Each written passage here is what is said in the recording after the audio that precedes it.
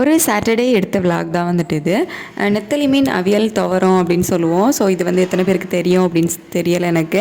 கன்னியாகுமரி, கேரளா இங்கெல்லாம் வந்து கொஞ்சம் ஸ்பெஷல் இது.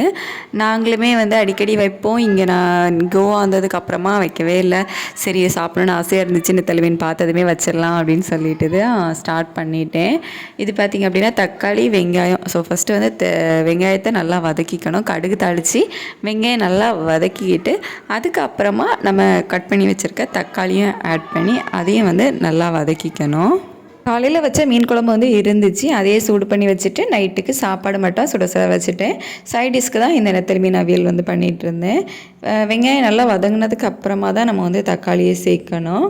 வெங்காயத்து கூடவே பச்சை மிளகாவும் உங்களுக்கு காரத்துக்கு ஏற்ற மாதிரி சேர்த்துக்கோங்க. கொஞ்சம் உப்பும் போட்டு நல்லா வதக்கிக்கோங்க. அது கொஞ்சம் வதங்கினதுக்கு அப்புறமா தக்காளி சேர்த்து அதையும் நல்லா வந்து வதக்கிக்கலாம். தக்காளி வந்து நிறைய ஆட் பண்ணாதீங்க, டேஸ்ட் வந்து அவ்வளோவா நல்லா இருக்காது.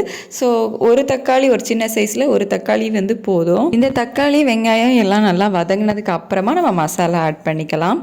நான் வந்துட்டு காரத்துக்கு ஏற்ற மாதிரி கொஞ்சம் வத்தல் பொடி, கொஞ்சம் தனியா பொடி, அதுக்கப்புறமா கொஞ்சம் மஞ்சள் பொடி, உங்களுக்கு சால்ட் வந்து தேவைப்பட்டு அப்படின்னா வந்து சால்ட் ஆட் பண்ணிக்கோங்க. நான் ஃபஸ்ட்டு வந்து வெங்காயம் வதக்கும் போதே சால்ட் வந்து ஆட் பண்ணிட்டேன். ஸோ இதெல்லாம் சேர்த்து நல்லா கொஞ்சம் வதக்கிக்கலாம்.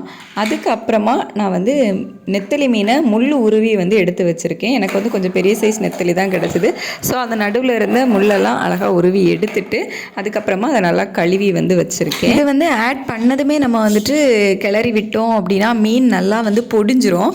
ஸோ அதை அப்படியே மூடி போட்டு ஒரு 2 நிமிஷத்துக்கு வேக விட்டுக்கலாம். நிறைய நேரம் வந்து மூடி வச்சிடக்கூடாது, ஏன்னா நெத்தலி மீன்லாம் வந்து டக்குன்னு குக் ஆகிடும். ஸோ ஒரு 2 நிமிஷம், அதுவும் லோ ஃப்ளேமில் வச்சோம் அப்படின்னாலே வந்து போதும், அது நல்லா வந்து குக் ஆகிடும்.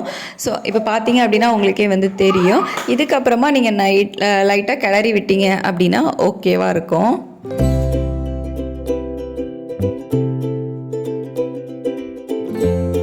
ஃபைனலாக நம்ம தேங்காய் துருவுனது வந்து சேர்க்க போகிறோம். நல்லா மெலிசாக வந்து நான் துருவி எடுத்து வச்சுருக்கேன். ஸோ அதையும் வந்து போட்டதுமே நம்ம வந்து கிளறி விட்டுற வேண்டாம், அதோட டேஸ்ட் வந்து கொஞ்சம் மாறிடும். ஸோ அதையும் வந்து அதுக்கு மேலே வச்சு ஒரு மூடி போட்டு ஒரு 2 நிமிஷத்துக்கு லோ ஃப்ளேமில் வச்சிங்க அப்படின்னா அதுவும் வந்து கொஞ்சம் நல்லா குக் ஆகிடும். அதுக்கப்புறமா நம்ம லைட்டாக வந்து கிளறி எடுத்துக்கலாம். நல்லா போட்டு கிளறாதீங்க, கிளறினீங்க அப்படின்னா மீன் வந்து நல்லா பொடி பொடியாக ஆகிடும். இது மாதிரி முள்ளோட நெத்தலி மீனை போட்டாலும் நல்லா தான் இருக்கும், சில பேருக்கு அது பிடிக்காது. அதனால தான் இந்த முள் உருவி எடுக்கிறது. குழந்தைங்க இருந்தாங்க அப்படின்னா இந்த மாதிரி முள் உருவி எடுத்து செஞ்சு கொடுத்தா நல்லா சாப்பிடுவாங்க. கண்டிப்பாக ட்ரை பண்ணி பாருங்கள், நல்லாயிருக்கும்.